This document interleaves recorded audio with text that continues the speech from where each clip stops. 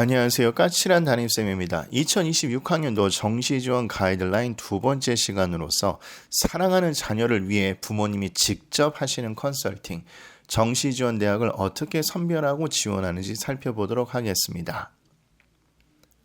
좋아요, 구독, 알림 설정은 저에게 큰 힘이 됩니다.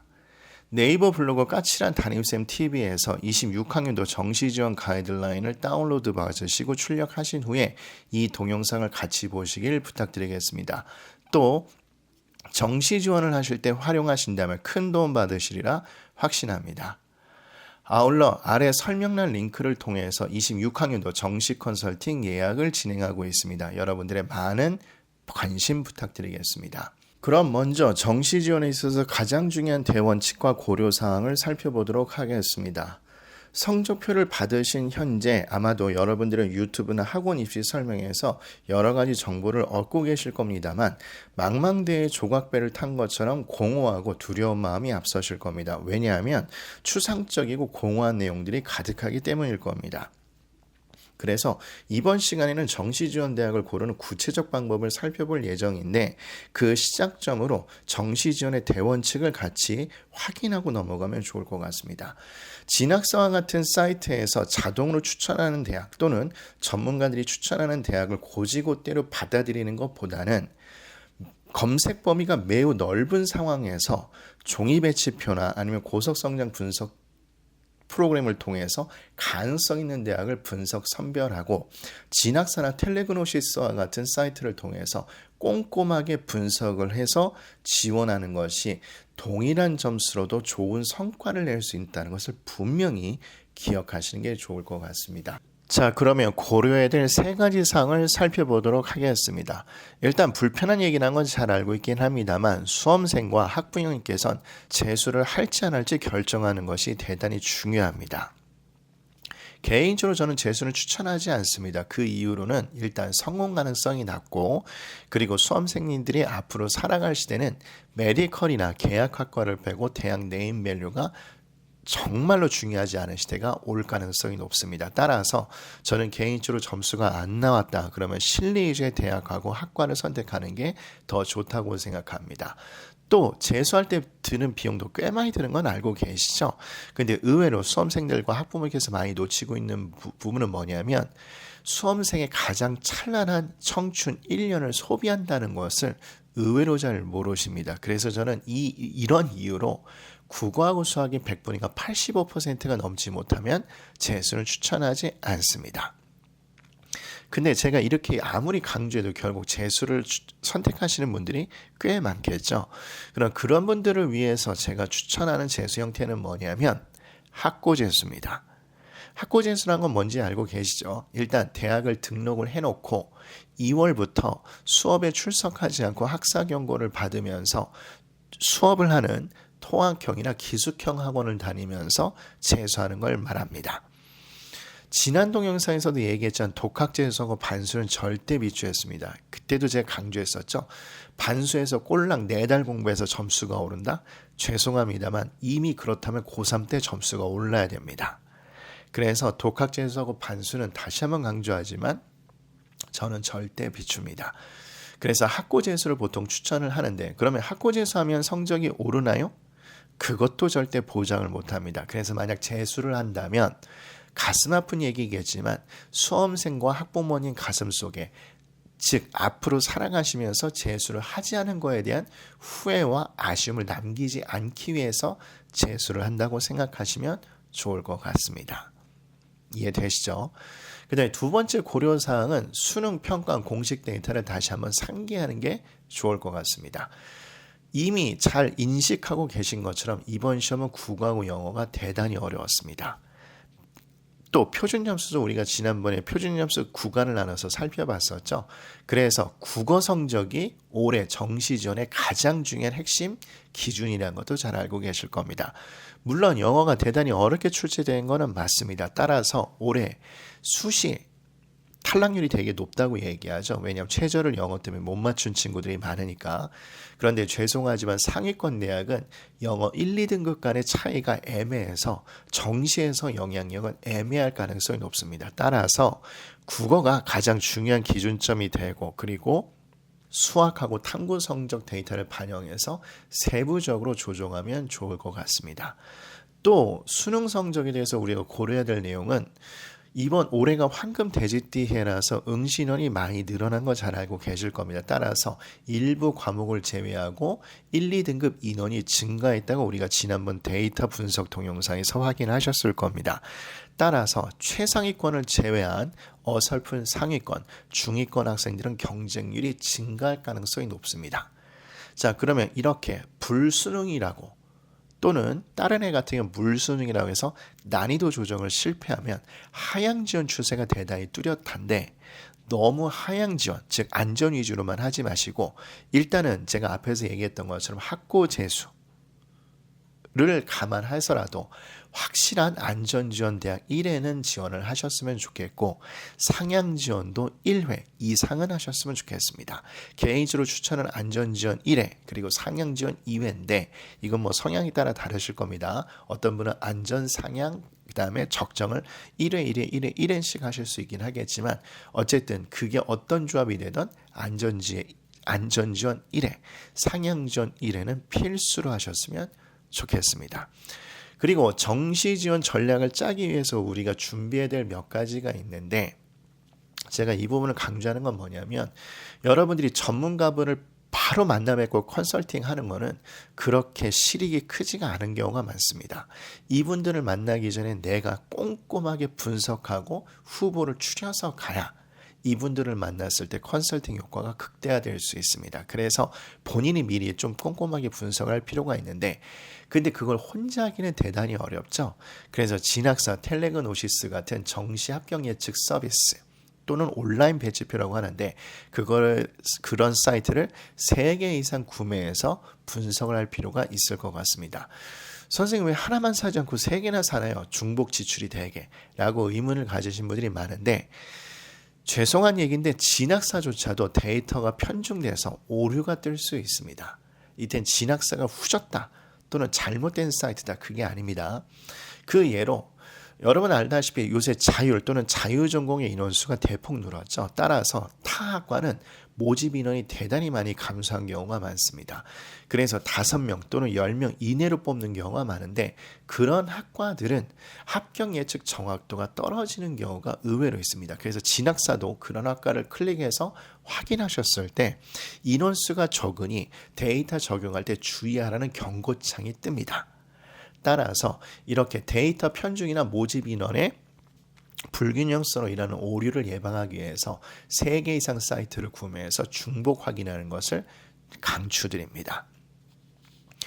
그리고 정시합격 예측 서비스 이거는 제가 그 뒤에 그래프를 통해서 강조를 드릴 텐데 이 사이트들은 공교육 기관이 아니라 합격률을 통해서 판매율을 극대화해서 수익을 창출하고자 하는 사기업입니다.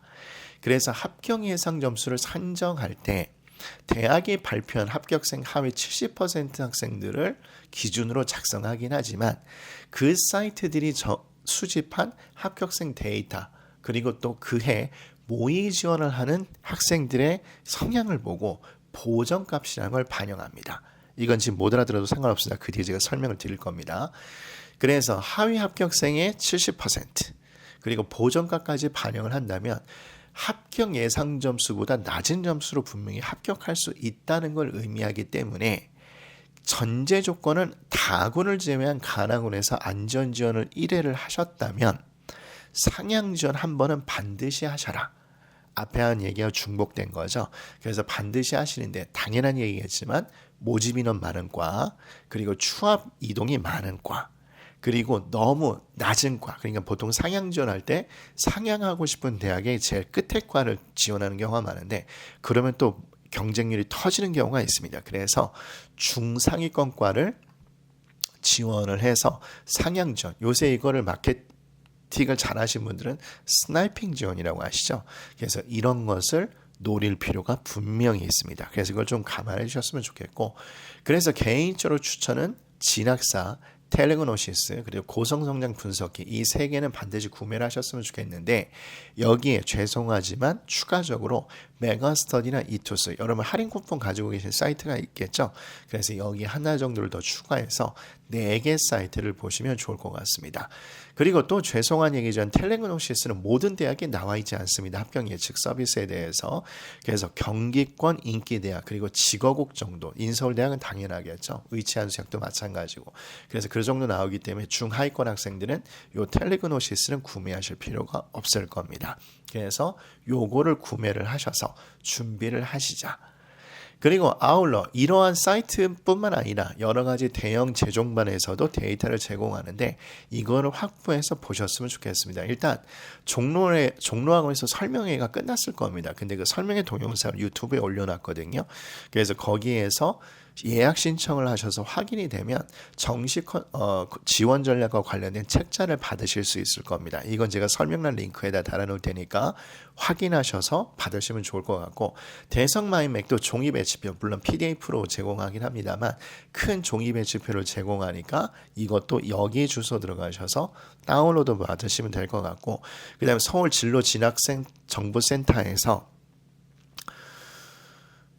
2026학년도 대입정시 진학지도 길잡이라는 자료가 있습니다. 아마 제 기억으로 파일 4개 정도가 있는데 이것도 마찬가지 확보를 하셔서 활용을 하신다면 큰 도움 받으실 거라고 생각을 합니다. 자, 그러면 우리 7페이지로 가셔서 그럼 정시지원대학을 실제로 어떻게 선별하는지 구체적으로 살펴보도록 하겠습니다. 자, 그러면 첫 번째 단계는 앞에서 언급한 것처럼 정시 합격 예측 서비스를 구매하고 데이터를 입력하는 겁니다. 거기에 아래 설명란에 포함된 링크를 통해서 이 자료를 확보하시고 열심히 연구하시면 큰 도움 받으실 수 있을 겁니다. 거기에 네이버 블로그 까담TV에 들어가시면 제가 2026학년도 정시지원 가이드라인을 한글 파일로 올려놓을 건데 여러 가지 사이트를 통해서 수집한 정보와 분석한 내용을 거기에 기재를 하시고 활용을 하시면 아까 말씀드렸던 정시지원에서 큰 도움을 받으실 거라 생각합니다. 그래서 그 분석한 자료를 바탕으로 전문가분들과 컨설팅 일정을 조율하고 확인하실 필요가 있습니다. 그런데 이분들과의 컨설팅 효과를 극대화하기 위해서는 본인이 스스로 분석을 꼼꼼하게 하고 만나봐야 효과를 얻을 수 있으니까 나 성적 떨어졌어 라고 해서 감정적으로 속단해서 포기하지 마시고 끝까지 함께 하셨으면 좋겠습니다. 그럼 다음 단계로 넘어가기 전에 상향모험지원대학에서 성과를 얻기 위해 정시합격 예측 서비스가 어떤 원리로 작동하는지 그래프를 통해 살펴보도록 하겠습니다. 여러분이 가고 싶은 대학과 학과가 있다고 가정을 하겠습니다. 그럼 여기를 지원하기 위해서 가장 필요한 데이터는 예전 합격생의 데이터가 필요할 겁니다. 즉 합격생의 1등부터 꼴찌까지 합격 점수가 있을 텐데 이 데이터는 당연한 이야기겠지만 대학교 입학 관계자분들만 알고 계실 겁니다. 따라서 진학사와 같은 컨설팅 업체는 여러 가지 방법을 동원해서 나름대로 합격생 데이터를 조사를 할 겁니다. 그런데 이 그래프를 보시면 여러분이 만약 여기를 지원한다 했을 때 가장 필요한 데이터가 어디냐고 물어보면 여러분은 당연히 1등 데이터가 아니라 꼴찌 데이터라고 이야기를 할 겁니다. 그런데 이거를 대학교 입학 관계자분들이 모르지를 않습니다. 근데 꼴찌 점수를 공개를 하면 큰 문제가 생깁니다. 그게 뭐냐면 대학교 서열이 너무 노골적으로 드러나게 됩니다. 따라서 대학 관계자분들이 모여서 어쨌든 데이터는 제공을 해줘야 되니까 우리 하위 70% 데이터를 제공을 해주자라고 합의를 본 겁니다. 그래서 대학 어디 가라든가 그런데 보면 꼭 하위 70%의 데이터라고 나와 있죠. 그럼 컨설팅 업체는 자기네들이 조사한 데이터와 이 데이터를 합쳐서 올해 합격 예상 환산 점수를 산정하게 됩니다. 그래서 올해는 720점 정도 받으면 이 대학을 합격한다고 가정을 해보겠습니다. 근데 막상 합격 예상 점수를 공개를 하니까 수험생들이 보기에 어머나 너무 낮은 점수로도 합격이 되는데 해가지고 학생들이 대거 지원을 했다고 가정해 봅시다. 그러면 경쟁률이 터졌다고 얘기하는 거죠. 그럼 경쟁률이 터졌다고 얘기하는 건 결과적으로 합격 컷이 상승하게 되는 걸 의미하는데 따라서 720점으로 합격한다고 해서 환산점수 720점대 학생들이 지원을 하면 합격 컷이 몰려서 높아졌기 때문에 이 점수로 지원하면 떨어지게 됩니다. 그럼 당연히 내년에 합격률이 부진했다는 소문이 돌아와서 판매율이 부진하게 될 겁니다. 따라서 진학사 같은 사이트는 이걸 너무 잘 알고 있기 때문에 모의 지원의 경쟁률도 학생들의 패턴을 보고서 보정값이라는 걸 잡습니다. 우리는 하위 70%를 가지고 참조는 하는데 학생들이 너무 많이 몰려서 합격 컷이 예상될 거로 예상돼서 우리는 보정값을 반영해서 합격 컷을 조금 더 높일 거야 라고 생각하는 게 보정값을 반영하는 거라고 보면 됩니다. 그래서 마감 전날쯤에 합격 컷을 지금 보는 것처럼 조금 높이는 경우가 많습니다. 이런 걸 진학사가 어떻게 표현을 하느냐, 여러분 아마 고3 학생들은 이 말을 처음 듣는데 되게 많이 들으실 겁니다. 어떤 말이냐, 선생님 처음에 지원했을 땐 진학사에서 5칸이었는데 마감 전날이니까 3칸으로 줄었어요 라는 말을 대단히 많이 듣게 될 겁니다. 이걸 우리가 뭐라고 얘기하느냐, 보정값이 반영돼서 합격 컷이 높아졌다고 이야기를 하는 겁니다. 이해가 되시죠? 그래서 어쨌든 보정값 값이 반영이 됐다 그러면 지금 보는 것처럼 꼴찌 점수하고 합격 예상 점수의 차이는 이만큼 있다는 얘기인 거고, 이만큼 있다는 거는 결국은 얘네가 제시하는 것보다 더 낮은 점수로 합격한 학생이 분명히 있기 때문에 제가 앞에서 언급한 것처럼 모험 지원은 반드시 1회 이상 하셨으면 좋겠다라고 이야기를 하는 거고, 그것이 요새 표현한 걸로 스나이핑 지원으로 합격을 했다 또는 복권을 긁었다라고 표현하는 겁니다. 이해가 되시죠? 단 여기서 주의할 건 2가지인데, 첫 번째, 최상위권 의대생들한테는 요 데이터 논리가 적용되지 않습니다. 왜냐하면 여기 동점자가 너무 촘촘하게 있기 때문에 최상위권한테는 적용이 안 되고, 2번째 조심할 건 이겁니다.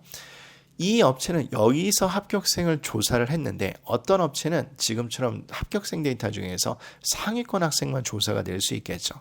또 어떤 사이트는 지금처럼 하위권 학생이 더 많이 조사될 수가 있습니다. 그러면 보정값을 반영하더라도 지금처럼 차이가 있을 수 있기 때문에 합격 예상 점수가 다 다르게 될 수 있습니다. 그래서 제가 앞에서 언급한 것처럼 정식 컨설팅을 스스로 준비하실 때 합격 예측 사이트를 4개 정도로 구매를 부탁드린 게 바로 이런 이유 때문에 있습니다.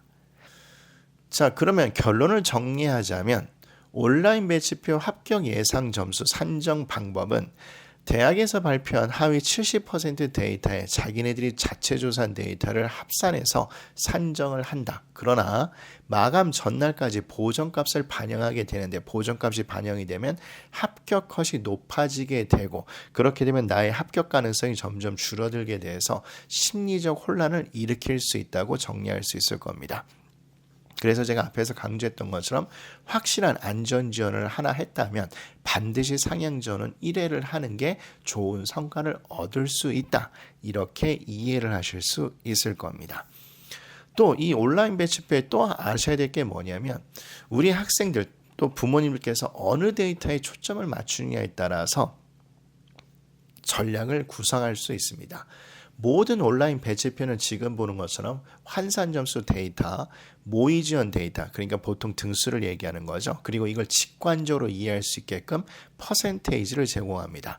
진학사 한 칸은 10%라는 건 잘 알고 계실 겁니다. 그러니까 5칸이면 합격 가능성이 50%죠. 그리고 텔레그노시스도 마찬가지 퍼센테이지로 제공을 하는데, 여기에 덧붙여서 색깔로도 표시를 해줄 겁니다.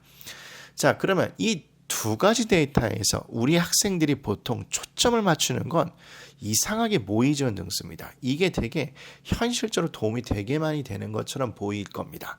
물론 지원 변화나 추세 파악 또는 동일한 대학 학과를 지원한 학생들의 다른 데 어디를 지원했느냐를 파악하는 데 되게 큰 도움을 받을 수 있으나 심리적으로 엄청나게 흔들리게 되는 부작용이 있습니다. 그런데 반면에 환산 점수 데이터를 중점으로 활용해서 정시 지원 전략을 짠다면 나름대로 심리적 불안감을 줄여서 상향 지원 대학을 나름대로 합리적으로 분석해서 지원할 수 있습니다. 물론 단점은 추세 변동을 민감하게 반응하지 못한다는 게 단점이긴 합니다만, 저는 단점보다는 장점이 훨씬 더 크다고 생각합니다. 그럼 여기서 이 환산 점수 데이터라는 건 뭐냐? 각 사이트가 어느 대학 학과에 합격하려면 받아야 되는 합격 예상 환산 점수와 본인의 환산 점수의 차이를 이야기합니다. 그래서 합격 예상 점수보다 내 환산 점수가 더 높다면 당연히 차이는 플러스 값이 나올 거고, 그러니까 진학사라든가 여러 가지 사이트에서 플러스 값이 나오면 좋은 징표인 거고, 당연한 얘기겠지만 그 반대로 마이너스 지표는 불합격 가능성을 나타내는 거기 때문에 마이너스 값이 크면 클수록 나쁘다는 걸 의미할 겁니다. 근데 개인적으로는 얘보다는 얘를 더 중점적으로 보는 게 훨씬 더 유리하다고 봅니다. 자, 그러면 그 예시를 보면 우리 진학사의 정시 저장소를 보게 되면 합격 예시 리포트를 클릭하면 이렇게 표가 하나 뜹니다. 그러면 대학교 환산 점수, 그리고 모의 지원 등수, 최초 합격 예상컷과 내 점수의 차이, 그리고 최종 합격 예상컷과 내 점수의 차이가 보이게 될 겁니다. 많은 수험생들과 학부모님께서 이거를 너무 민감하게 반응하는데 저는 개인적으로 이거보다는 요거를 더 중점적으로 보는 게 좋다고 생각합니다. 특히 최초 합격 예상컷과 내 점수의 차이는 안전지원 대학을 선별하는 데 참고하면 좋습니다. 왜냐하면 최초 합격 예상컷과 최종 합격 예상컷을 보면 당연히 얘가 점수가 더 높게 형성이 되겠죠. 그래서 이거를 비교해서 어느 정도 합격이 가능하다고 나온다면 합격 안정성이 높아지게 되고 예측값도 정확도가 높아질 가능성이 높기 때문에 안전지원 대학은 요거를 참조하면 좋을 것 같습니다. 그래서 이 점수와 최초 합격 예상과의 차이를 보니까 이 정도 점수가 됩니다. 그러면 이거는 마이너스 5.78이라는 얘기인 거죠.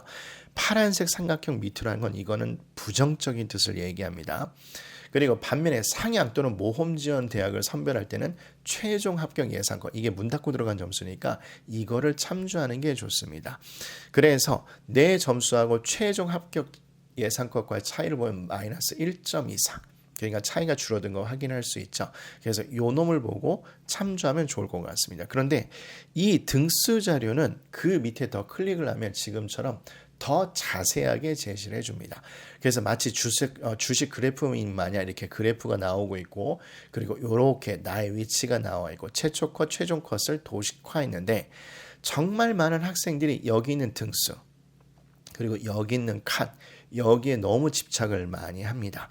그래서 이건 뒤에 보여드리긴 하겠습니다. 상세 정보를 클릭을 하면 나하고 동일 대학 동일 학과를 지원한 학생이 다른 대학 어디를 지원했고 거기를 합격할 거냐 불합격할 거냐를 보여주긴 하는데, 죄송한 이야기지만 인서울 의대급이 아니면 이 등수 자료는 별로 도움이 안 됩니다. 이건 제 말씀을 100% 믿는 게 좋을 겁니다. 그리고 아까 얘기드렸죠. 이 칸수 보존값 잡으면 이거 3칸인데 나중에 1칸으로 바뀌면 정말로 많이 쪼는 경우가 많습니다. 칸수가 줄어들면. 그래서 이건 심리를 많이 흔들어 놓을 건데, 이 등수 자료는 경쟁자들이 어느 대학을 지원을 많이 하는지 그 경향성과 추세를 보는 데 판단하면 좋을 겁니다. 그래서 어쨌든 이것도 활용은 하긴 하지만 아까 얘기 드렸죠. 요거를 활용하는 게 더 좋을 것 같다. 이렇게 생각하시면 좋을 것 같습니다. 자, 그러면 두 번째로 결정할 내용은 지원 컨셉입니다. 수험생 여러분들은 수능이 끝났다고 해서 절대 놀지 마시고 본인의 장래 희망, 진로, 지원 방향성에 대해서 심사숙고한 다음에 지원 컨셉을 결정하는 게 좋습니다. 학부모님들께서도 자녀에 대해서 진로나 지원 방향에 대해서 의견이 있으실 텐데 그거를 조율해서 공유를 할 필요가 있습니다. 그리고 대학을 선별하는 데 있어서 먼저 중요한 기준이 되는 게 뭐냐면 최저지원 마지노선 대학을 선정할 필요가 있습니다. 여기서 최저지원 마지노선 대학이란 건 뭐냐면 합격하면 단일 용의가 있는 대학을 말합니다. 예를 들면 나는 인서울에서 건동 홍수까지만 지원하겠다. 아니면 나는 지방의 지거고까지만 지원하겠다라고 해서 최저지원 마지노선 대학을 우선 선정하는 게 중요합니다. 이걸 선정하지 않으면 결국 대학을 못 고릅니다. 예를 들어서 이 대학을 선정을 했으면 이 대학에 대한 장단점이 있는데 단점이 결국은 부각이 돼서 다른 대학을 또 선정하게 되면 또 그 대학의 장단점을 또 분석하게 되고 또 단점이 부각돼서 결국 돌고 돌아서 대학을 선정하지 못하게 됩니다. 그래서 일단 냉정히 평가해서 재수, 삼수, 반수까지 고려해서 최저지원 마지노선 대학을 선정을 합니다. 또 본인의 지원 성향도 명확히 할 필요가 있습니다. 보통 정시지원 대학 3개를 고르라 할 때 그냥 3개만 딱 고르는 경우가 많은데 그러시면 안 됩니다. 컨셉별로 여러 가지 조합을 짜야 됩니다. 즉 공격적으로 지원할 거냐 안정적으로 지원할 거냐, 아니면 대학 네임밸류를 노릴 거냐 내 적성 위주로 지원할 거냐, 아니면 인설 위주로 할 거냐 직업고까지 포함시킬 거냐 등 이러한 컨셉에 따라 여러 가지 정시 지원 포트폴리오, 그러니까 3번 지원할 걸 여러 컨셉별로 잡아두실 필요가 있습니다. 그래서 그것을 나중에 진학사라든가 텔레그노시스를 통해서 세부 분석 그리고 추후에 경쟁률까지 보고 결정을 해야 되는데, 이렇게 후보군을 잡고 대비를 하셔야 정말 좋은 결과를 얻을 수 있습니다. 그래서 이렇게 분석한 또는 결정한 내용을 12페이지에 내용을 입력을 하시고 가족분들과 같이 공유를 하시면 됩니다. 그러면 제가 처음에 말씀드렸던 것처럼 이제 그 넓은 범위에서 지원대학 범위를 선정을 해야 되는데, 이 지원대학 범위를 선정할 때는 종이배치표나 고속성장 분석기를 활용하는 게 편합니다. 이 2개 자료를 이용해서 적정, 상향, 하향 지원 후보 대학을 선정을 하고, 그리고 진학사 텔레그노시스 메가스터디 또는 이투스를 통해서 구체적으로 세부적으로 분석을 하면 꽤 큰 도움을 받으실 수 있을 겁니다.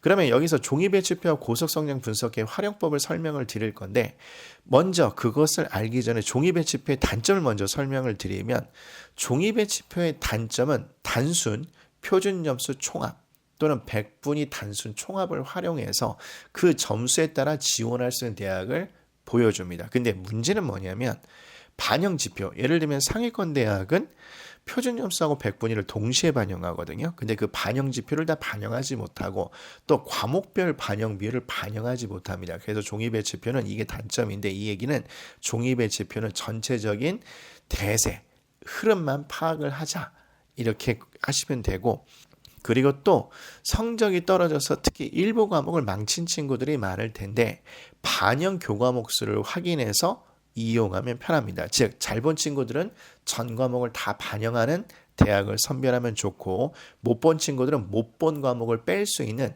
일부 과목만 반영하는 대학을 또 파악하는데 종이배치표와 고속성장 분석기를 활용하면 편합니다. 그래서 이 2가지 자료를 이용해서 상향, 적정, 하향 지원 대학을 선별한 다음에 또 제 자료 뒤에 있는 거기 페이지에 기록을 하면 됩니다.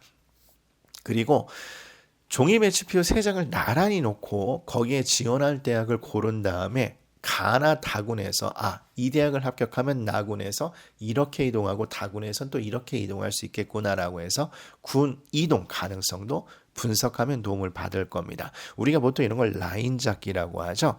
그리고 나서 그렇게 대략적으로 대학을 선별을 한 후에 이 사이트를 이용해서 세부적으로 분석하면 됩니다. 그럼 우리 실질적으로 종이배치표를 통해서 확인을 해보도록 하겠습니다. 제가 처음에 말씀드렸지만 이거는 대성마이맥에서 뿌린 자료인데, 여러분 대성마이맥 그 홈페이지에 가시면 이 자료를 무료로 얻으실 수 있을 겁니다. 근데 아직 지금 가채점판만 있는데 이제 곧 있으면 실 점수가 반영된 게 나올 거니까 이걸 활용하시면 될 거고, 그럼 제가 아까 말씀드렸죠. 일단 여러분의 수능 점수의 단순 표준 점수 합 또는 100분위 합, 그 다음에 원점수 합을 구해 놓습니다. 그리고 나서 이 자료를 보시면 이제 이렇게 나와 있죠. 이건 지금 가채점판이라고 해서 원점수 합만 나와 있는데, 다시 한번 말씀드리지만 사이트 또는 학원에 따라서 여기 표준점수 합, 100분위 합 이렇게 나와 있을 겁니다. 그래서 내 원점수 합이 어느 점수대인지를 확인을 하시고, 표준점수 100분위도 마찬가지죠. 그 점수대를 확인하셔서 이렇게 찍으면 내가 지원할 대학을 선별할 수 있습니다. 그리고 여기 보시면 지금 글자가 흐릿해서 잘 안 보이시는데 각 대학의 전형 요소를 세부적으로 설명을 해놨습니다. 근데 이걸 참고하셔도 되는데, 이거는 그냥 빨리 응급처치로 확인하면 편하고 실제로는 진학사를 통해서 꼼꼼히 분석하는 게 좋습니다. 자, 그래서 여기 있는 점수합을 구한 다음에 여기 있는 대학들을 분석하면 된다, 이렇게 됩니다. 근데 제가 아까 말씀드렸죠. 잘 본 친구들은 4개 과목 국수 영탐을 다 반영하는 대학이 유리할 겁니다. 잘 본 친구들은 전체적으로. 그래서 4개 과목을 다 반영한 대학들이 여기 있는 거고, 나는 뭐 수학을 망쳤다 또는 국어를 망쳤다 그러면 여기 위에 보시는 것처럼 뭐 2개 과목, 3개 과목, 또 3개 과목 이렇게 선택하는 게 되어 있는데, 예를 들어서 국수 영탐 중에서 택 3이다 그럼 여기서 3과목을 고르면 되는데, 만약에 국어를 못 본 친구들은 국어를 뺄 수 있는 이 대학에서 이 점수에 따라서 여기 있는 후보군을 찾으면 될 겁니다. 진학사도 그다음에 메가스터디도 이런 조합을 잡는 게 있으니까 시험을 못 본 친구들은 제발 부탁인데 포기하지 마시고 이런 걸 일일이 선택을 해서 분석하는 게 필요합니다. 그래서 이 데이터를 활용하시면 되고, 그래서 이렇게 분석하시면 될 겁니다. 만약에 내 원점수 표준점수 100분위 합이 이 점수대인데, 그렇다면 이 점수대라면 여기 보시는 것처럼 이 라인에 있는 특히 4개 과목을 반영하는 대학에서 이 라인 대학을 지원할 수 있겠죠. 그래서 우리가 이거를 적정 지원 대학이라고 분석하면 될 겁니다. 그러면 뻔한 얘기겠지만 내 점수대보다 높은 점수를 받아야 합격할 수 있는 이 대학, 이게 무슨 대학이죠? 상향 지원 대학이 될 겁니다. 그리고 당연한 얘기겠죠. 내 점수보다 밑에 있는 이 후보군의 대학이 하향 지원 대학이 될 겁니다. 근데 이렇게 3개를 다 분석하는 이유는 뭐냐? 아까 얘기 드렸죠. 안전 지원 대학을 좀 보수적으로, 그러니까 합격 가능성이 높게 잡아두고 모험을 하기 위한 겁니다. 그래서 이렇게 대학을 선별을 한 다음에 이거를 제가 올려드리는 그 파일에 이쁘게 정리를 해두면 됩니다. 근데 여기서 몇 가지 좀 팁을 더 드린다면, 개인적으로 종이 배치표를 활용하는 게 도움이 된다고 하는 동영상을 4년 전부터 강조를 했습니다. 근데 저도 이제 유튜브 알고리즘에 떠서 다른 컨설팅 하신 분들 하는 걸 좀 가끔 보게 되는데, 그분들도 이제 종이 배치표 활용하는 법을 조금씩 설명을 해주셔서 다행이라고 생각합니다만, 어쨌든 종이 배치표는 활용을 잘하면 나름대로 편합니다. 그래서 꿀팁을 한두 가지 더 드린다면 이렇게 확인하면 좋을 것 같습니다. 종이 배치표 내에서 동일한 과를 이렇게 동그라미나 색깔펜으로 표시를 해둡니다. 그러면 동일한 과를 이렇게 표시를 해준다면 이건 뭐냐면, 예를 들어서 난 영문과를 가고 싶다. 그럼 영문과를 이렇게 동그라미를 쳐두면 각 대학의 영문과의 서열을 확인할 수 있습니다. 그리고 이 대학교 네임밸류에 따라서 선호도도 확인할 수 있습니다. 그래서 이것도 분석을 하시는데 활용하면 좋을 것 같습니다. 자, 그리고 나서 이게 또 됐다. 그럼 이제 이렇게 말씀을 드렸죠. 지금처럼 3장 가나 다군을 놓고 일단 지원 후보군 대학을 이렇게 표시를 합니다. 근데 이렇게 표시를 했었을 때 다른 경쟁 대학의 학과 이렇게 표시를 해서 이 2개 중에서 선호도가 어디인지, 그리고 여기 합격한 친구들이 여기로 이동을 할 건지, 이렇게 라인별, 이렇게 군별로 추합 이동이 어떻게 될 건지도 확인하면 대단히 유용한 정보가 될 겁니다. 그래서 이것도 종이 배치표를 활용하면 좋을 것 같은데, 이거는 진학사에도 그 기능이 있기 때문에 활용을 하시면 괜찮을 겁니다. 근데 어쨌든 종이 배치표도 직관적으로 활용하기 좋으니까 잘 이용을 해주셨으면 좋겠고, 그 다음에 이 종이 배치표는 말씀드렸죠. 대형 재수학원이나 아니면 온라인 입시업체에서 뿌리고 있으니까 잘 구하셔서 활용하셨으면 좋겠습니다. 그리고 우리 고속성장 분석기를 보면 이렇게 나와 있죠. 그래서 이제 건국대가 이제 대표적으로 나와 있고, 여기에 여러 가지 데이터가 나와 있는 다음에 그 다음에 여기 모집군이 나와 있습니다. 지역도 나와 있죠. 지역도 좀 잘 보셨으면 좋은 게 뭐냐면, 성균관대, 외대, 경희대, 중앙대, 명지대 같은 경우는 캠퍼스도 확인을 잘 하셔야 됩니다. 외대 같은 경우 과가 너무나 지나칠 정도로 많은데 인문이어도 서울캠과 그 용인에 있죠. 그 캠퍼스에 나뉘어져 있습니다. 그래서 그 캠퍼스도 확인을 하시면 되는데, 어쨌든 이거는 지원대학 후보를 찾는 거니까 여기는 이 소팅하는 거 뭔지 아시죠? 이걸 누르면 내림창이 나와서 가군, 나군, 다군만 하실 수 있을 겁니다. 그래서 요거를 소팅을 하신 다음에 여기 보시는 것처럼 녹색 계열이 어쨌든 합격 가능성이 높은 거죠. 그리고 지금 보는 것처럼 다홍색 계열이 불합격 가능성이 높은 건데, 이렇게 전체적으로 분석, 이게 고속성장 분석이 편한 게 뭐냐면 서울대 의대부터 제주대 끝과까지 동시에 한눈에 볼 수 있습니다. 그래서 이거를 활용해서 내가 안정, 적정, 상향, 후보 대학을 고르는데 활용하면 되겠구나라고 생각하시면 됩니다. 그래서 이렇게 선별한 대학을 제 자료 13페이지에 보시면 이렇게 기록하는 란이 있을 겁니다. 그죠?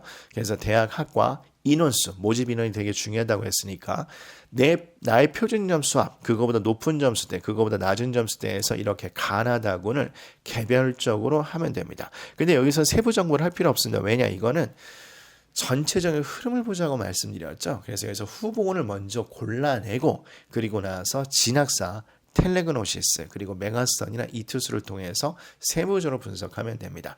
그럼 종이 배치표에서 고른 대학 이렇게 골라놓으시면 되고 그 다음에 고속성장 분석 그리고 전문가 선생님께서 추천한 것도 마찬가지 이렇게 후보 대학을 선정을 해두면 됩니다. 그리고 제가 처음에 강조드렸죠. 이거는 미련스럽게 클릭하는 게 좋습니다. 다시 한번 얘기하지만 AI 또는 자동화 프로그램이 나한테 골라주는 걸 사면 되겠다라고 하시는 분이 의외로 많은데 그러면 놓치는 부분이 되게 많습니다. 그래서 요거를 다 기록을 한 다음에 중첩되는 대학을 진학사로 잘 세부 분석하면 됩니다. 지금 보시는 것처럼 지원 후보 대학을 선별했다면 이 대학들을 세부 분석하기 위해선 각 사이트의 성향을 파악할 필요가 있습니다. 이 얘기는 무슨 얘기인가 하면은 예를 들면 제가 정식 컨설팅 할 때 가장 많이 받는 질문이 뭐냐면 선생님 진학사에서는 불합격한다고 나오는데 텔레그노시스에서는 합격한다고 나와요. 이거 어떻게 받아들여야 되죠? 아니면 선생님 작년에 소문을 들어보니까 작년은 텔레그노시스가 정확했고 메가스터디가 좀 그 합격 예측 정확도가 떨어진다고 하는데 올해는 어떻게 되나요? 라는 질문을 많이 받습니다. 이 얘기는 무슨 얘기냐면 제가 앞에서 그래프에 보여드렸던 것처럼 각 사이트가 수집한 데이터가 차이가 날 수 있기 때문에 따라서 대학 합격 예상 환산 점수도 차이가 날 수가 있습니다. 그러니까 동일 대학 동일 학과의 어떤 사이트는 높게 형성될 수 있고 또 어떤 사이트는 상대적으로 낮게 형성이 될 수 있습니다. 그런데 진학사가 판매율이 높다고 저는 듣고 있는데 높다고 해서 무조건 매년 정확한 건 아닙니다. 이건 매년 차이가 있어서 그 성향을 파악할 필요가 있습니다. 근데 그걸 어떻게 하느냐? 지원하고 싶은 대학의 상위권 중위권, 하위권과의 대표적인 과를 선정을 하셔서 이거를 각 사이트에 모의 지원을 해보고 그리고 제가 지난번에 설명을 드렸던 것처럼 최종 합격 예상 컷 그러니까 합격 예상 컷과 내 점수 차이를 확인하면 그 성향을 어느 정도 확인할 수 있습니다. 그럼 제가 아까 설명드렸죠. 플러스 점수는 합격할 가능성이 높다. 그리고 마이너스 점수는 떨어질 가능성이 높다고 얘기를 드렸습니다. 그러면 ABC 사이트를 보시고 이 점수차를 보고 한번 성향을 파악해 보겠습니다. 그럼 제가 질문을 드리면 어느 사이트가 합격 예상 점수가 낮게 형성된 거죠? 네, 맞습니다. A 사이트가 낮게 형성된 거죠. 즉 합격 예상 점수보다 내 점수가 10점, 2점, 15점이 플러스, 즉 여유가 있다는 뜻이기 때문에 이 A 사이트는 합격 예상 점수가 타 사이트에 비해서 낮게 형성됐다고 판단할 수 있습니다. 근데 이 낮게 형성됐다는 건 우리가 또 다른 말로 후하게 점수가 잡혔다 이렇게도 표현을 합니다. 그러면 뻔한 얘기지만 그러면 짜게 좀 높게 형성된 건 당연히 C 사이트가 될 겁니다. 그래서 합격 예상 점수와 내 점수의 차이를 봤더니 여기 보면 다 마이너스가 떴죠. 그러니까 내 점수가 5점, 2점, 10점이 부족하다는 얘기인 거니까 이 얘기는 A, B 사이트에 비해서 동일 대학 동일 학과가 합격 예상 점수가 높게 형성됐다는 걸 이야기합니다. 높게 형성됐다는 건 보통 다르게 표현하면 짜게 잡혔다, 보수적으로 잡혔다 이렇게도 표현을 할 겁니다. 근데 이 성향을 알아야 되는 건 왜 알아야 되느냐? 이 점수 차이를 가지고 3개 사이트 또는 4개 사이트를 교차해서 검증을 해야 되는데 그 성향에 따라서 모험인지 안전인지 판단하는데 대단히 중요하기 때문에 그렇습니다. 그래서 우리 그 경우의 수는 나중에 살펴보도록 하겠습니다. 자, 그러면 진학사 텔레그노시스, 메가스터디, 이투스를 통해서 그럼 어떤 거를 분석을 꼼꼼하게 해야 되느냐? 아까 말씀드렸죠. 저는 모의지원 등수나 칸수보다는 일단 환산 점수 차이를 보는 게 제일 좋다고 봅니다. 그래서 합격 예상 환산 점수에서 내 점수 차를 확인을 해보고 또 강조합니다. 플러스 점수가 나오면 내가 합격할 가능성이 높다. 그러니까 내 점수가 남는다는 얘기인 거죠. 마이너스 점수가 나오면 불합격 가능성이 높다. 즉 내 점수가 합격 예상 점수보다 낮은 걸 의미합니다. 그리고 합격 가능성을 직관적으로 판단하는데 진학사 칸수하고 텔레그노시스 퍼센테이지 그리고 뭐 고속성장 분석기도 마찬가지지만 색깔을 보는 게 좋은데 이거는 효율성을 위해서 판단하면 좋지 이게 의외로 심리를 흔들 수 있습니다. 그래서 저는 다시 한번 요걸 보는 게 좋다고 생각이 되고 그리고 군을 또 분석해야 되겠죠. 즉 동일한 군에 내가 지원하는 과가 다른 대학에 어떻게 배치되고 있느냐 또 가군 나군에서 어디로 이동을 많이 할 거냐 이런 거를 같이 분석하면 좋을 겁니다. 그리고 반영 과목 반영 지표도 중요한 건 알고 계시죠? 그래서 잘 본 학생들 전과목 잘 본 학생은 당연히 전과목 잘 반영을 다 하는 대학을 선별해야 되고 내가 국어를 망쳤다 수학을 망쳤다 그럼 그 망친 과목을 배제시키고 일부 과목만 뽑는 대학을 선별하는 게 중요할 겁니다. 또 가천대처럼 탐구 과목 수가 또 하나냐 또 두 개냐 이것도 또 고려를 하셔야 되겠죠. 그리고 반영 지표가 어떻게 되냐도 확인하셔야 될 겁니다. 대부분 상위권대 서울대는 제외이긴 합니다만 표준 점수하고 100분위를 혼합해서 뽑느냐 표준 점수만 보고 뽑느냐 100분위만 보고 뽑느냐 그리고 그 반영비리 어떻게 되느냐 이거를 잘 봐야 될 겁니다. 제가 또 지난 동영상에 얘기했지만 또 강조를 하는데 잘 본 과목은 반영비리 높은 대학 그리고 표준 점수를 반영한 대학이 상대적으로 유리하다고 얘기했습니다. 특히 국어 고득점 학생들은 표준 점수 반영한 대가 유리하다고 했죠. 못 본 과목을 가지고 있는 학생들은 당연히 그 과목 반영비리 낮은 대학을 골라야 되고 100분위 반영 대학을 고르는 게 상대적으로 불리함이 덜하기 때문에 상대적으로 유리하다고 이야기 드렸을 겁니다. 그래서 지난번 동영상에도 말씀을 드렸지만 내가 특정 과목 또는 일부 과목을 망쳤다. 그럼 교대 계열이 의외로 짭짤합니다. 뭐냐? 교대가 보통 반영 비리 1대1 대 1대1이거든요. 국수 영탐탐이. 그래서 1대1 대 1대1이기 때문에 또 표준 점수만 반영을 하는 교대도 있고 100분위만 반영하는 대학도 있기 때문에 합격을 위해서 전략을 짠다 그러면 그 교대도 활용을 하면 좋습니다. 이건 제가 논외로 가는데 제가 지난번 동영상에서 강조했는지 좀 기억이 가물가물합니다만 교대를 가서 선생님이 된다. 그건 잘 모르겠습니다. 여러분 알다시피 서울 시내에서도 지금 학교들이 폐교하는 데가 의외로 생기고 있죠. 즉 인구수가 줄어들어서 그렇게 되는데 저는 교대는 아직 기성세대에서 그래도 네임밸류가 있는 대학으로 여겨진다고 생각하기 때문에 교대를 졸업하고 사교육 쪽으로 가는 것도 나쁘지 않은 진로라고 생각합니다. 그래서 그 경로를 생각한다면 못 본 과목이 많은 친구들은 교대 지원도 생각을 해보시는 것도 좋을 것 같습니다. 그리고 필수로 분석해야 되는 데이터 중에서는 당연히 예전 데이터가 있을 겁니다. 모집 인원의 변화. 제가 말씀드렸죠. 모집 인원이 많은 과가 좋다. 그리고 추합이 많이 도는지 그리고 경쟁률을 확인하는 게 좋은데 근데 이 경쟁률 예전 데이터의 경쟁률을 확인하느냐 그래서 그 추세를 예측할 수 있느냐 그건 잘 모르겠습니다. 그러면 올해 지원을 할 때 경쟁률을 보고 지원하느냐 이것도 전 잘 모르겠습니다. 다른 컨설팅 하시는 분들은 경쟁률만 또 컨셉을 잡아서 강조하시는 분이 계시긴 한데 저는 사실 복불복이라고 생각합니다. 그래서 그 경쟁률을 비공개로 전환할 때가 있죠. 그때 뒤집히는 경우도 있고 또 패턴이 유지되는 경우도 있는데 근데 그거는 예측하기 힘들다고 봅니다. 근데 어쨌든 이런 데이터를 확인하는 게 좋은데 단 문제가 하나 생겼죠. 작년에 비해서 올해 의대 인원수가 정말 많이 변화가 생겼으니까 축소가 됐으니까 의대 최상위권 대학은 작년 데이터를 반영하는데 좀 조심을 해야 될 필요가 있습니다. 아울러 진학사 텔레그 노시스에도 물론 조금씩은 나오긴 있긴 합니다만 지역인지 농어촌 전형은 해당 고교 데이터, 즉 학교 선생님들끼리 자체적으로 네트워크를 구성하셔서 거기에 나름대로 데이터를 축적해 놓고 계십니다. 그래서 이 전형이 지원 가능한 친구들은 재학 고교, 진학 선생님이라던가 아니면 담임 선생님의 데이터를 활용하는 게 대단히 중요할 거라고 생각합니다. 그러면 요게 필수 분석해야 된 데이터고 세부 분석해야 된 데이터인데 우리 진학사를 통해서 한번 보도록 하겠습니다. 일단 진학사의 합격 예측 리포트에 들어가서 지금 보는 것처럼 성적 산출을 클릭을 하시면 여러 가지 데이터가 나옵니다. 일단 본인의 수능 점수가 성적이 지금처럼 나오죠. 그래서 이걸 보시면 되고, 그리고 밑에 보시는 것처럼 반영 비율이 나오게 됩니다. 그러면 지금 보시는 것처럼 여기 보시면 이 친구는 국어가 1등급, 그리고 수학이 2등급, 그리고 탐구를 좀 애매한 케이스인 거죠. 그렇다면 국어 반영비율이 높은 대학이 유리할 건데, 따라서 지금처럼 국어 반영비를 높게 잡아주는데, 그리고 표준 점수로 보통 잡아주겠죠. 탐구는 100분위로 잡아준다고 했으니까.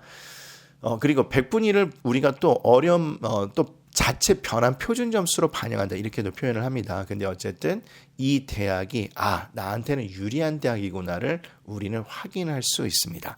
그래서 지금처럼 클릭해서 확인을 해보시고, 그리고 환산 점수로 바꾸면 이렇게 되고, 그리고 내 점수는 이 점수가 나온다, 이렇게 분석을 하시면 됩니다. 이거를 제가 올려드린 파일에 옮겨서 일일이 쓰시면 됩니다. 그리고 쭉 내려가시면 지금처럼 3개년 데이터가 나옵니다.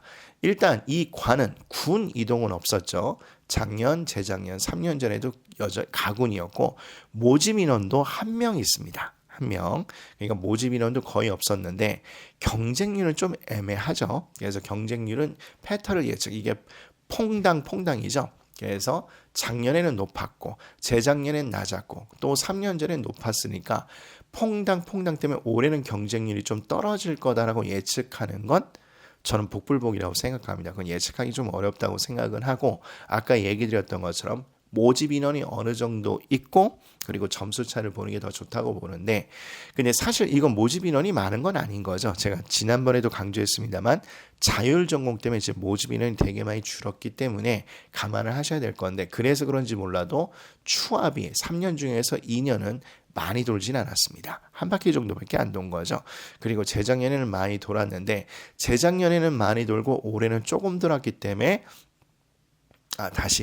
재작년에는 많이 돌고 작년에는 조금 돌았기 때문에 올해는 많이 돌 거다, 이렇게 예측하기는 어렵다고 봅니다. 그리고 저는 지원 등수, 이거는 별로 좋은 데이터라고 생각하지 않습니다. 특히나 최상위권 대학이 아니라면.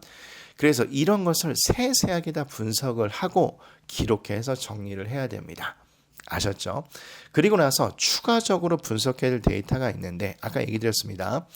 동일대학 동일학과를 지원한 경쟁자가 타 대학 타학과 어디를 지원했는지 패턴을 파악하는 게 좋습니다. 그리고 등수 자료도 나름대로 분석할 가치가 있다고 얘기하지만, 근데 냉정히 얘기하면 인서울 의대 또는 직어국 센 의대 정도만 이 등수 자료가 적용이 되지, 그 이하의 대학은 등수 자료는 사실 별 의미가 없습니다.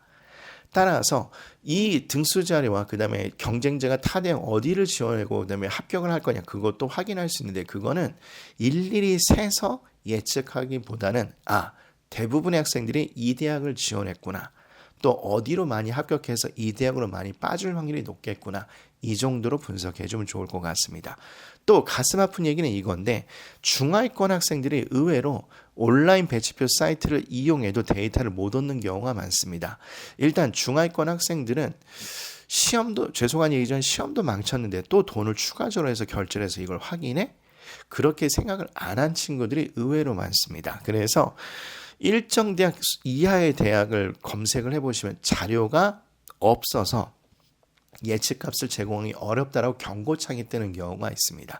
그런 친구들은 그런 대학들이 모여서 입학 박람회를 하는데 여기를 가셔서 참석해서 그쪽 입학처 관계자분하고 직접 점수를 확인하는 것도 좋은 방법입니다.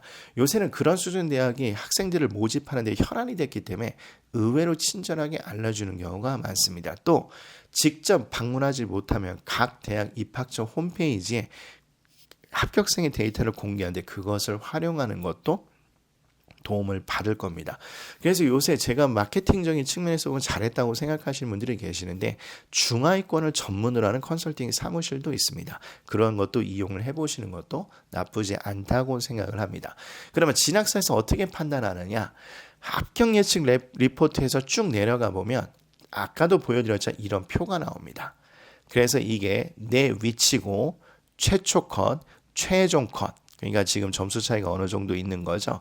그리고 그 앞에 인원이 몇 명 있다. 이걸 보여줍니다.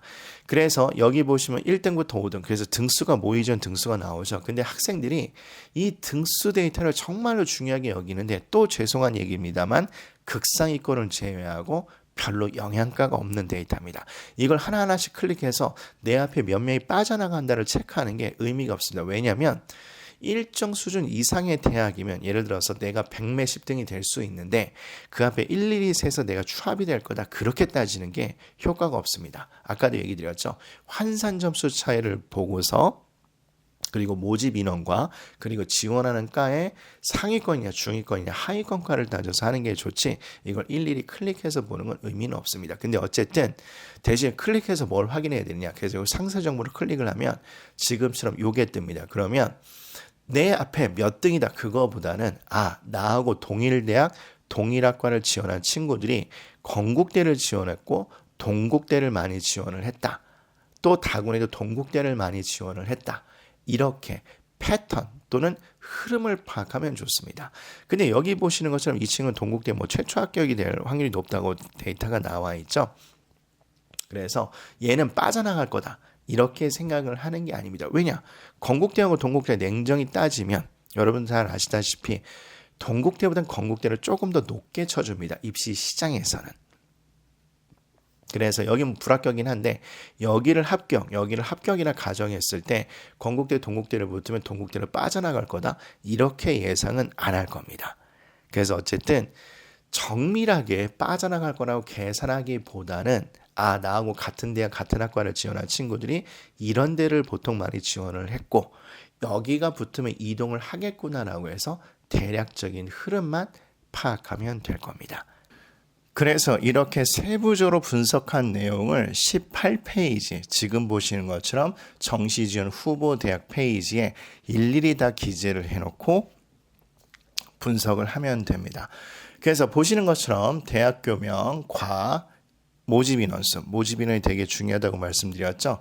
그리고 반영 지표를 뭘로 하느냐, 반영 비율은 어떻게 되느냐, 등급별 점수 차는 어떻게 되느냐를 기재를 하시면 되고 합격 예측이라는 건 각 사이트가 상향, 소신, 적정, 위험 이렇게 판단을 하는데 그거를 여기다 적으시고 합격 예상 점수, 환산 점수 얘기하는 거죠. 내 점수 그리고 그 차이 또 얘기하지만 플러스 점수면 합격 가능성이 있다. 즉 내 점수가 남는다는 얘기죠.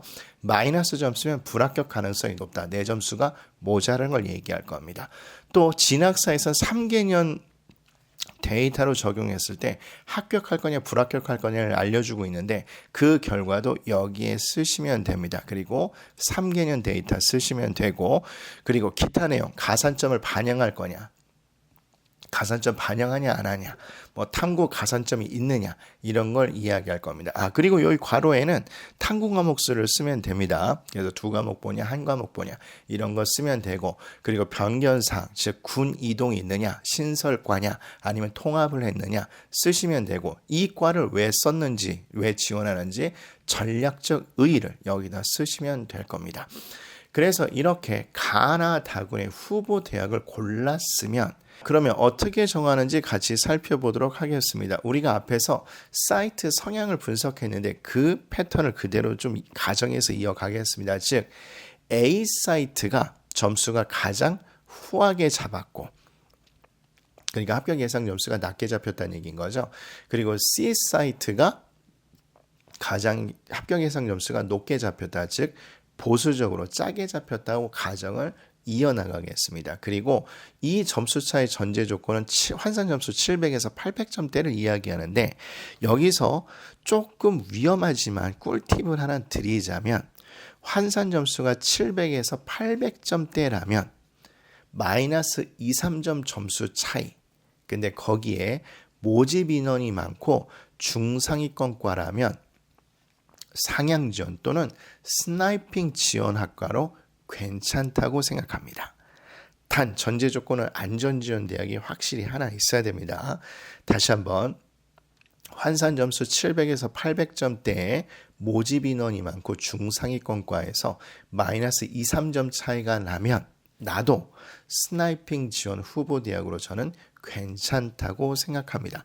그러면 여기서 궁금증이 하나 생기시죠? 왜 선생님 하위권과가 아니라 중상위권과인가요? 질문을 되게 많이 하십니다. 제가 말씀드리지만 상향 지원은 보통 상향하는 대학의 마지막 하위권과를 쓰는 경우가 대단히 많습니다. 즉 여기가 제일 낮은 과니까 합격 예상 점수가 제일 낮아서 합격할 가능성을 높여야 되겠다라고 생각하는데 사람 심리가 다 똑같습니다. 즉 상향 지원은 꼴찌과 또는 하위권과를 쓰기 때문에 의외로 학생이 몰려서 경쟁률이 터집니다. 그러면 합격 컷이 높아지겠죠. 그래서 하위권과에서 의외로 떨어지는 경우가 많습니다.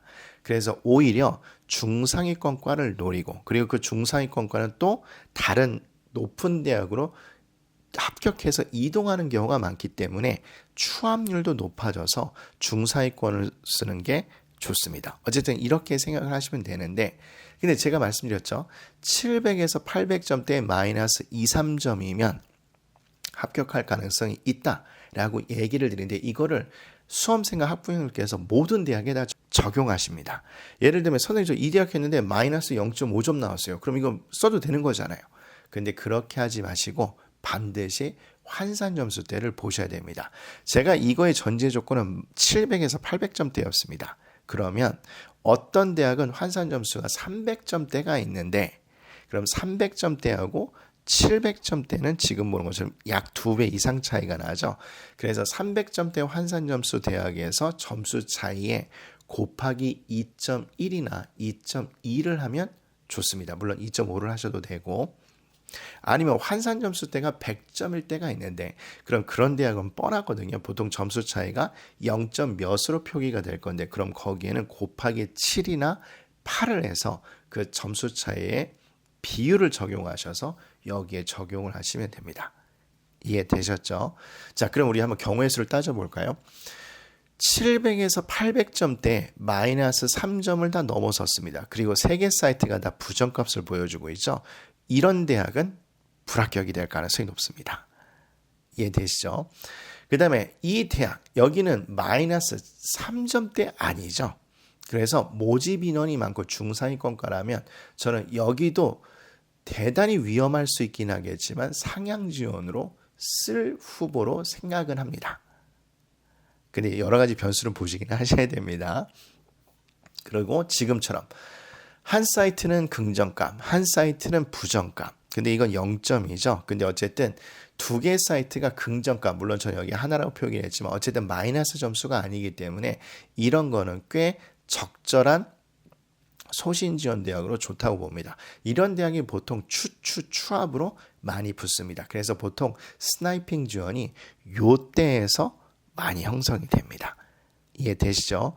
자, 그리고 점수가 이렇게 됐을 때 여러분이 중상위권 대학은 아마 이런 패턴을 제일 많이 보실 텐데 이거는 긍정값이 5점이 나는데 이건 부정값이 너무 세게 나왔죠. 마이너스 15점. 그러면 학생들이 이거 평균값을 내는 경우가 많습니다. 그럼 평균을 내면 마이너스 값이 나오잖아요. 그죠? 근데 평균을 내지 마시고 그냥 긍정이냐 부정이냐 이렇게 따지시는 게 좋습니다.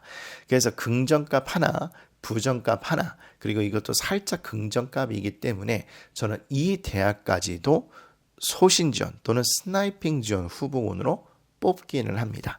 그래서 이게 어느 정도 가능성이 있다. 근데 이게 사실은 제일 위험 부담은 좀 리스크는 있는 편이죠. 근데 여러 가지 경우의 수를 따져서 여기도 합격이 되더라.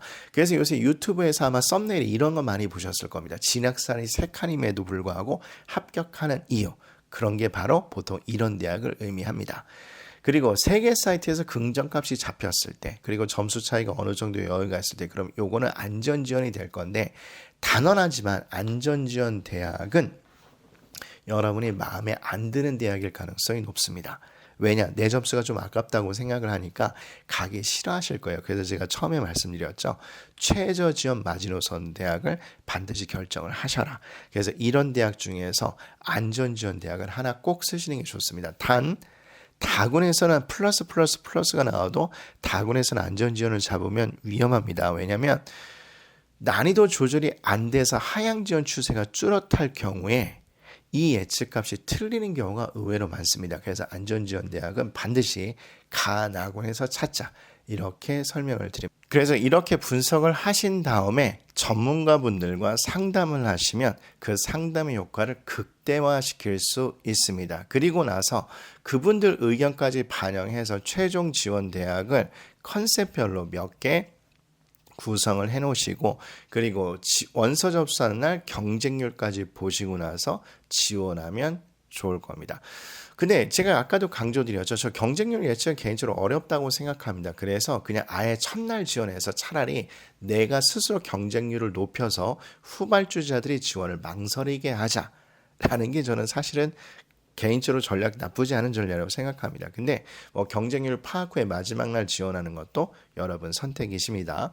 그럼 이렇게 분석을 했으면 26페이지에 지금처럼 이렇게 가나다군 3개를 쓰는 포트폴리오를 구성을 하면 됩니다. 그러면 여기는 제가 앞에서 설명드렸으니까 그대로 기재를 하시면 되고 그리고 이 밑에 본인이 생각하기에 여러 가지 지원 컨셉을 쓰시면 됩니다. 포트폴리오 1번은 나는 상향 위주의 지원 전략이다. 그래서 보통 학생들이 이 말을 많이 쓰더라고요. 그래서 보통 1승 2패 그러니까 상향 지원에서 좀 떨어질 가능성이 높죠.